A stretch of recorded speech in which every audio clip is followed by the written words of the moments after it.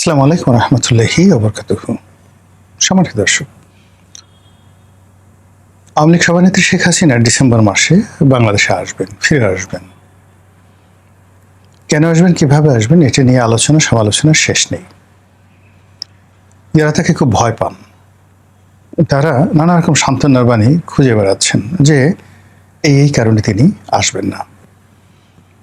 আর যারা মনে করছেন তিনি আসবেন, তাদের ৯৯% আওয়ামী লীগের লোকজন তারা মনে করছেন যে যেহেতু তাদের নেত্রী বলেছেন তিনি আসবেন, এটা ইমান এবং একিনের বিষয়। আওয়ামী লীগ যারা করে বা বিএনপি যারা করে, এটা এক ধরনের ধর্ম, রাজনৈতিক ধর্ম, দ্য পলিটিক্যাল রিলিজিয়ন। তো এই পলিটিক্যাল রিলিজিয়ন একটা স্পিরিচুয়াল রিলিজিয়ন। যেমন আমরা আধ্যাত্মিকতার যে ধর্ম, সেই ধর্ম পালন করি। ধর্ম কিন্তু বিভিন্ন, মানব ধর্ম, পশুদের একটা ধর্ম আছে, প্রকৃতির একটা ধর্ম আছে, নদীর একটা ধর্ম আছে।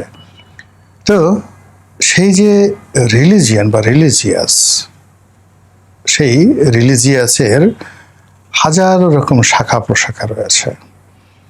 যেমন একটা পোকার ধর্ম আছে, একটি যাকে বলা হয় ফসলের মাঠের ধর্ম আছে, টিয়া পাখির ধর্ম আছে। তেমনি যারা রাজনীতি করেন, সেই রাজনীতির একটা ধর্ম আছে। এবং সব ধর্মের প্রথম এবং প্রধান যে মানে যাকে বলা হয় পরিচয়, ধর্মের পরিচয়, সেটা হলো বিশ্বাস, ইমান, যেটাকে আমরা বলি ইমান। যারা ইসলাম বিশ্বাস করেন, যারা হিন্দু বিশ্বাস করেন, অন্য ধর্ম বিশ্বাস করেন, তারা ধর্মের যে বিষয়গুলো আছেন তারা পরিপূর্ণভাবে বিশ্বাস করেন, আস্থা স্থাপন করেন এবং ওটার মধ্যেই তার সকল কল্যাণ যাকে বলা হয় নিহিত থাকে।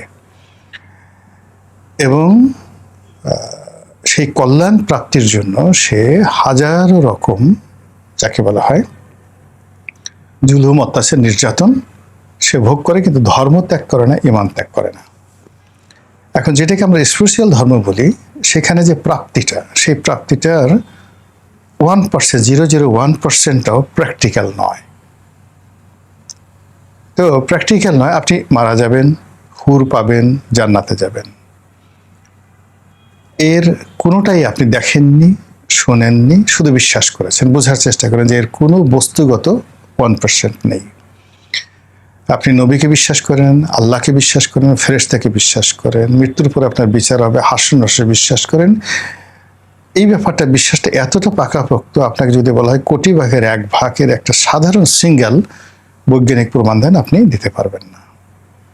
তো যেখানে কোনো বস্তুগত বাস্তবতা নেই, তো সেখানে ধর্ম মানে স্পিরিচুয়াল ধর্ম, সেটার বিশ্বাসটা এতটা টনটনে যে আপনি বিশ্বাসীদের কাছে গিয়ে যদি তার বিশ্বাস সম্পর্কে একটা শব্দ করেন, আপনার কল্লাটা কেটে ফেলবে সঙ্গে সঙ্গে। তো সেই দিক থেকে অন্যান্য যে ধর্মগুলো আছে, বাস্তব ধর্ম, মানব ধর্ম, এই ধর্মের অনেকগুলোর যাকে বলা বাস্তব মূল্য রয়েছে, বাস্তবের অস্তিত্ব রয়েছে, বস্তুগত যেটাকে বলা হয় সাবস্ট্যান্স রয়েছে। আর এগুলোর মধ্যে রাজনীতির ধর্ম, যে পলিটিক্যাল ধর্ম, এটা একেবারে টাটকা। এখানে আপনি এই ধর্মে বিশ্বাস করলে মন্ত্রী হবেন, এই ধর্মে বিশ্বাস করলে সোনা পাবেন, গহনা পাবেন, নারী পাবেন, বাড়ি পাবেন, গাড়ি পাবেন এবং দুনিয়াতে ক্যাশ, নো কাইন্ড। এই যে দেখুন 17 বছর সেটা ধর্ম পালন করেছে।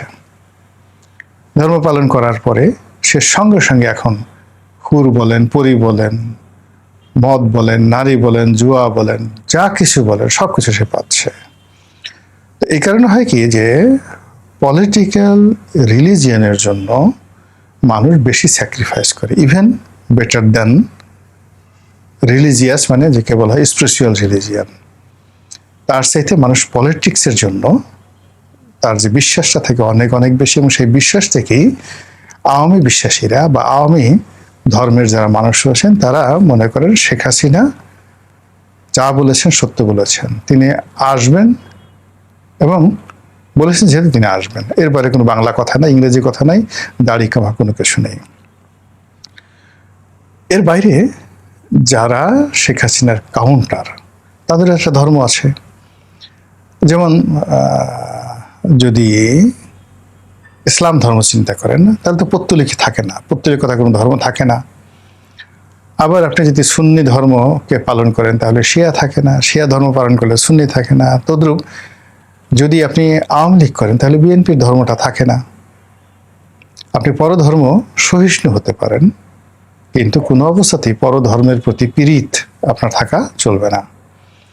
তো সেদিক থেকে শেখ হাসিনার যারা লোকজন তারা তার আগমন নিয়ে যেভাবে চিন্তা করছে, তার প্রতিপক্ষ যারা আছে তারা ততোধিক নেতিবাচক চিন্তা করছে। তো এরকম 7টি কারণ আমি খুব সংক্ষেপে বলে মূল বিষয়টি যেটা আলোচনা করবো সেটা হলো শেখ হাসিনা যে আসবে, আসার যে বস্তুগত, এটা কোনো বিলিভ নয় বা ইমানি কোনো বিষয় নয়।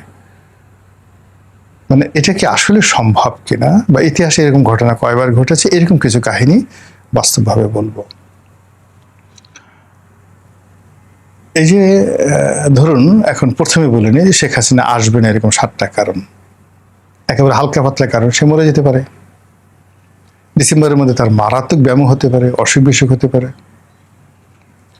এরপরে ডিসেম্বরের মধ্যে ভারত সরকারের যে সিদ্ধান্ত, সেই সিদ্ধান্ত পরিবর্তন হতে পারে, তাকে সেখানে গৃহবন্দী করা হতে পারে।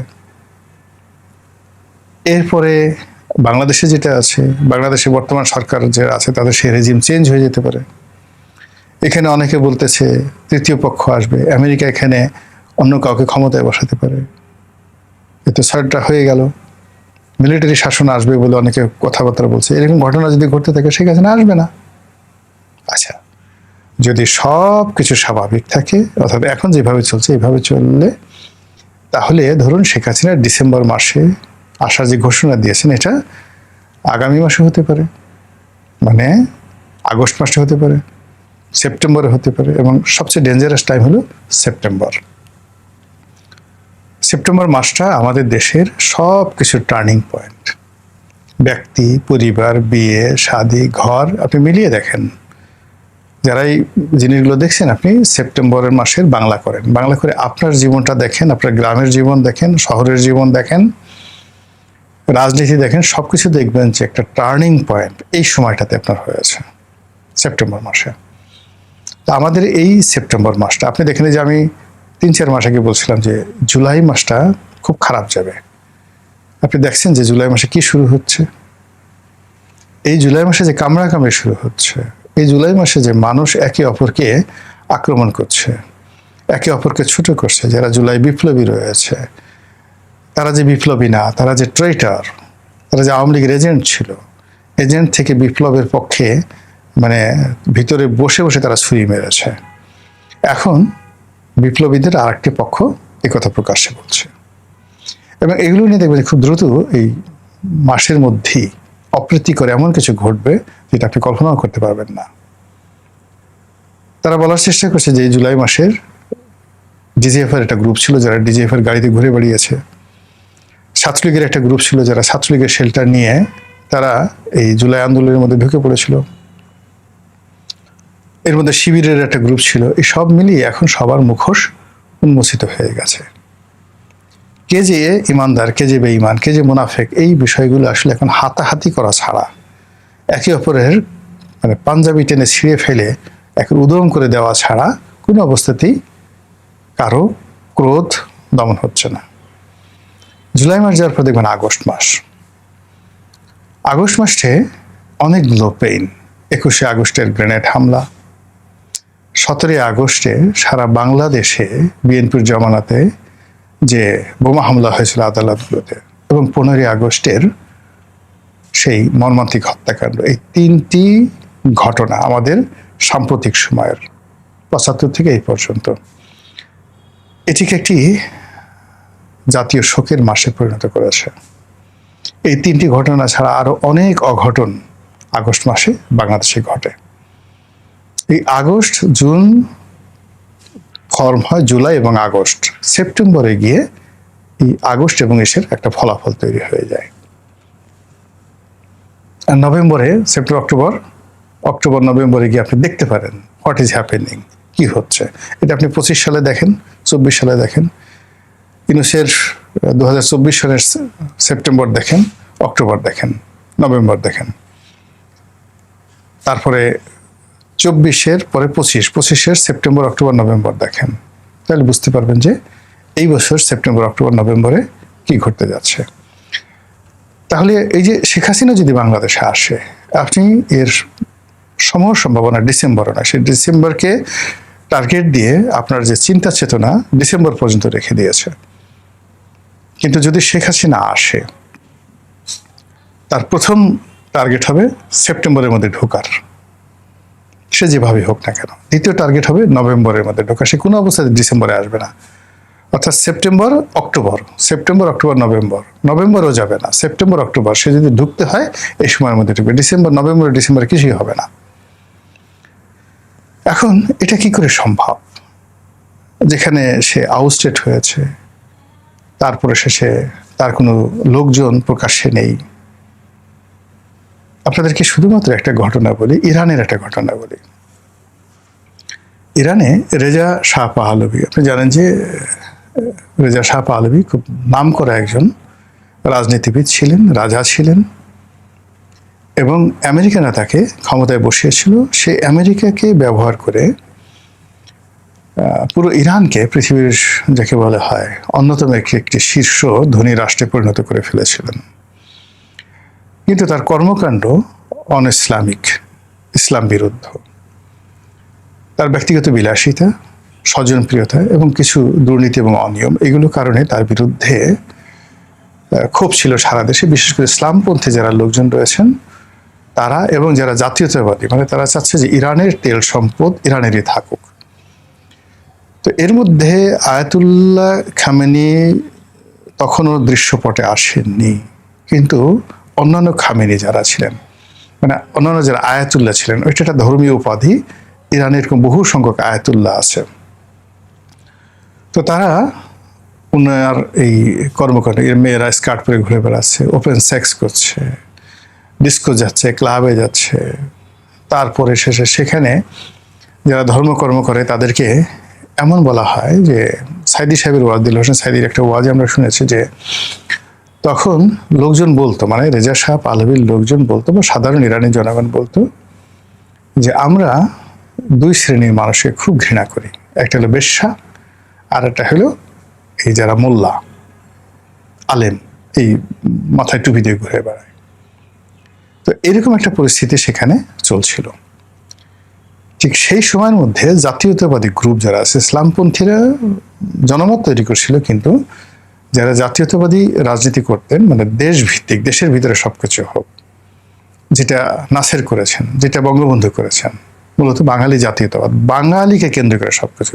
এখন যেভাবে পাকিস্তানে বালুচ জাতীয়তাবাদ সেখানে জাগ্রত হয়েছে যে বেলুচিস্তানকে স্বাধীন করতে হবে, এরকম ইরানি যে জাতীয়তাবাদ, সেই জাতীয়তাবাদের যারা লোকজন তারা একটা গণ অভ্যুত্থান করে ফেললো মোসাদ্দেকের নেতৃত্বে, এবং সে দেশের প্রধানমন্ত্রী হয়ে গেলেন।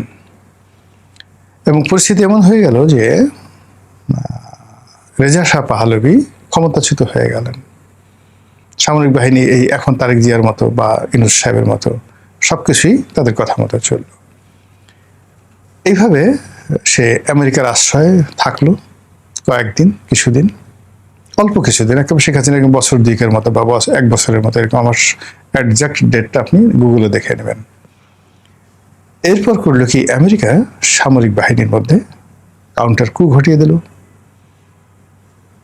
কাউন্টার কু ঘটিয়ে এমন একটা পরিস্থিতি তৈরি করলো যে কোটি কোটি মানুষ তেহরানে রাজপথে নেমে আসলো রেজা শাহ পাহলভিকে রিসিভ করার জন্য। এবং তিনি আমেরিকা থেকে প্লেনে আসলেন, এসে as it is, just like সে কিং, সে যেভাবে গিয়েছিল সেভাবে এসে বসলো, ক্ষমতা চালালো। আর এই 2 বছরে যারা করছে তাদের কিন্তু বুঝতে পারেন যে কিভাবে ডলা তিনি দেওয়া শুরু করলেন। এইভাবে সে 53 বা 54 সন থেকে টানা 79 সন পর্যন্ত আবার দ্বিতীয় মেয়াদে তিনি ক্ষমতা চালালেন।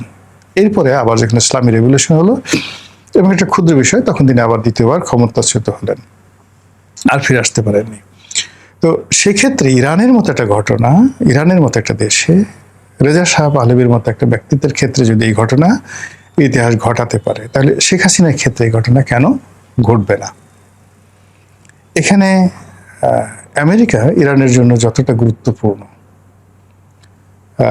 অনেক দূরে আমেরিকা। এবং আপনি যদি 53-54 সালের আমেরিকা চিন্তা করেন, তো তো আজকের আমেরিকার চাইতে তখন তারা অনেক দুর্বল ছিল টেকনোলজির দিক থেকে। আর অভ্যন্তরীণ যে ক্ষমতা, জনগণের যে ক্ষমতা, আজকের দিন ইরানের বা বাংলাদেশের যে অভ্যন্তরীণ ক্ষমতা রয়েছে, সেই ক্ষমতার চেয়ে 100 গুণ ক্ষমতা বেশি ছিল ওই জামানাতে। আপনি 71 আমরা যেভাবে মুক্তিযুদ্ধ করতে পেরেছি, এটা এই সময়টাতে সম্ভব নয়। দেয়ার আর ম্যানি গ্লোবাল পার্সপেক্টিভ, অনেক বৈশ্বিক বিষয় রয়েছে যেগুলোকে পাত্তা দিতে হয়।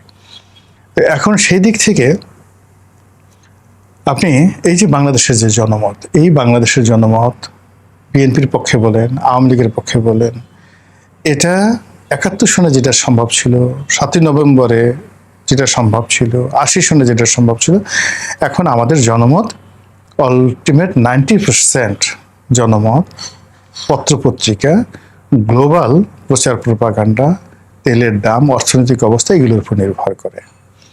এখন দেখুন, এই আইন শৃঙ্খলার অবনতি, ব্যাংকিং অবস্থা খারাপ, ব্যবসা বাণিজ্য করা যাচ্ছে না, এটা কিন্তু একটি রাজনৈতিক সরকারের জন্য সবচেয়ে বড় গলার কাটা হয়ে যাচ্ছে। তো সেই দিক থেকে আপনি দেখেন যে একটা ক্ষেত্র কিন্তু আলটিমেটলি শেখ হাসিনার যারা পক্ষের লোক তারা করে ফেলেছে। সেকেন্ড থিং হলো শক্তি প্রয়োগের বিষয়। আমেরিকা ইরানে এখন যে শক্তি প্রয়োগ করেছে বা করছে, তার চেয়ে সেই 1953 সনে কিন্তু অনেক কম শক্তি প্রয়োগ তাদের করার সুযোগ ছিল।